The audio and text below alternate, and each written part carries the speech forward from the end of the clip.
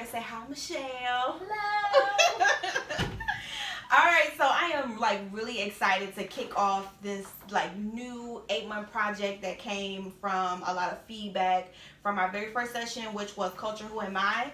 I had a lot of friends and a lot of other listeners that were inquiring about like how do you find who you are as a teacher, but then before you do that, you have to find out like who you are as a person. And through conversations and thinking about like how do we do this, my friend over here, Miss Michelle, came up with like the most amazing idea that kind of got birthed out of another project. And I'm gonna let her tell us about what this next 8 months is gonna look like for us and this new pathway in our Wizard of Ed.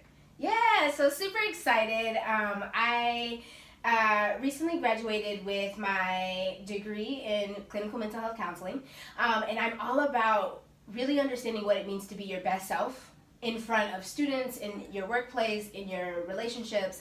And so as Yuri and I were talking, and she was covering the topics that she wanted to dig into, I realized that you can't really get to a stage where you really understand who you are unless you understand your mental capacity, what's going on inside of you that is making you present in a certain way.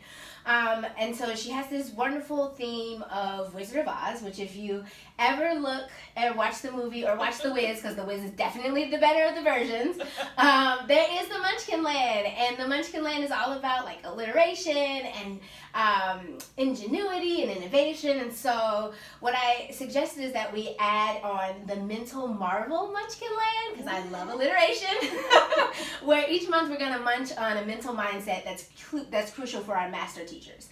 Lots of M words. I would love to hear you say that very quickly. But this will pop up on the Wizard of Ed website, and you'll be hanging out with me, Professor Mimi Marvel.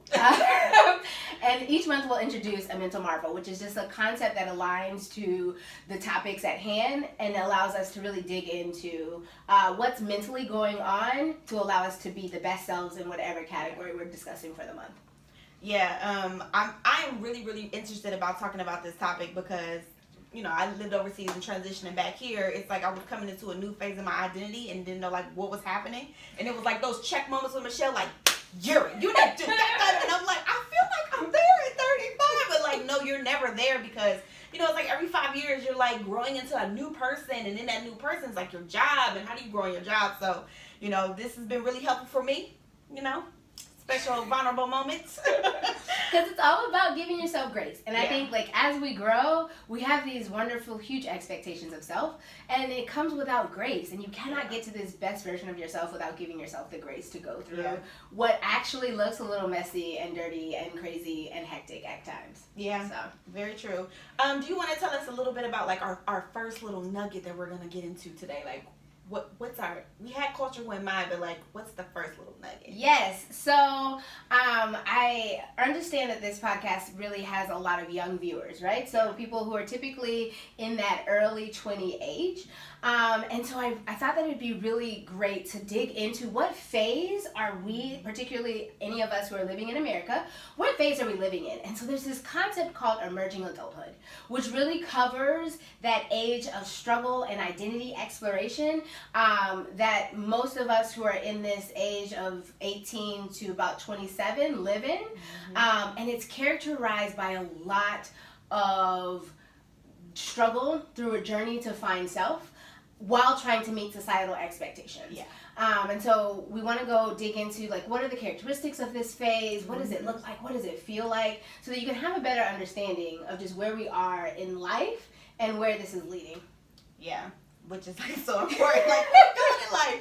But I always ask this question, and I think I forgot to ask it at the beginning because I get caught up in this topic. It's so amazing. Is how do you stay current and connected in education? Yeah, so it's a couple of things for me. I absolutely love being in classrooms. So every year I adopt a classroom, and that's my key way to stay connected to what teachers are doing, what's happening directly in a classroom. But because of my work with Teach for America, there's a lot of alumni who are working in every sector of education. So I'm always, my newest thing is to just dig into education policy. It's so amazing to learn how much of what we are like struggling with lives in this world of policy. Yeah. And the more I learn, the more I get invested in the work that we do, either in the classroom or adjacent to the classroom, because the policies that are being written for us are not always for us. Yeah. Definitely. So that we can kind of dive into the topic, can you walk us through like what are the 5 characteristics? Yeah, so first, if it's okay, I'd like to give just a little bit of background on what sure. emerging adulthood is.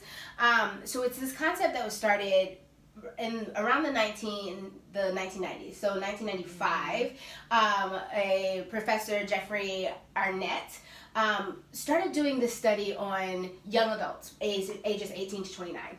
He talked to anywhere between 300 to 500 within this course of 2 years, and really asked them key questions. What's happening in your life? How are you feeling? What are you doing? What are you struggling with? And he was struck by the fact that no matter where he was, who he talked to, age, race, identity, if they were in this bracket of 18 to 29, they had some of the same answers.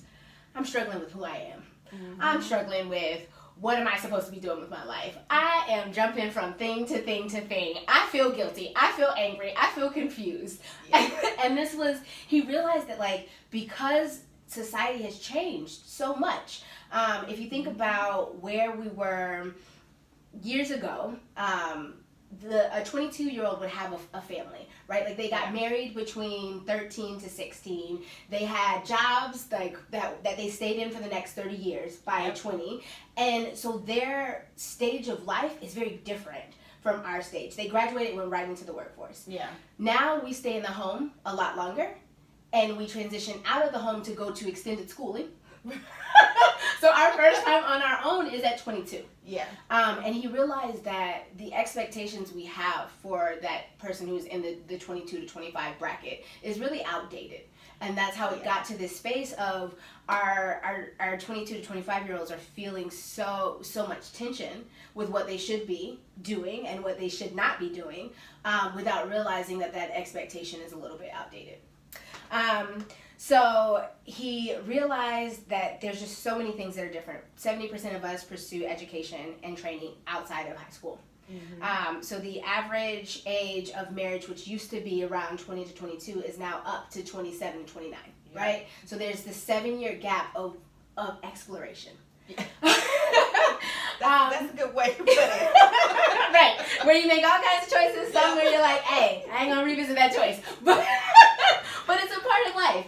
And so he came up with this idea of emerging adulthood, which is a space that's in between adolescence and in between full adulthood. It's characterized by this phrase, am I really an adult yet? Which we, typically always ask ourselves. There's this meme, which I will always reference memes, where it's like, I looked up and I was realizing I was in this struggle, and I was looking for the adult in the room to do the adult thing, and I realized I was the adult. So it's that concept of like, there is this space, a very noticeable space between I'm not a child, not yet an adult, but I have adult responsibilities. Yeah. So characteristics. There's 5, so I'm gonna introduce a few and then pause just in case, because it's a lot. Okay. So 5 characteristics. The first one is just this age of identity exploration. That's the one that I sort of already hinted at, but it used to be something that was just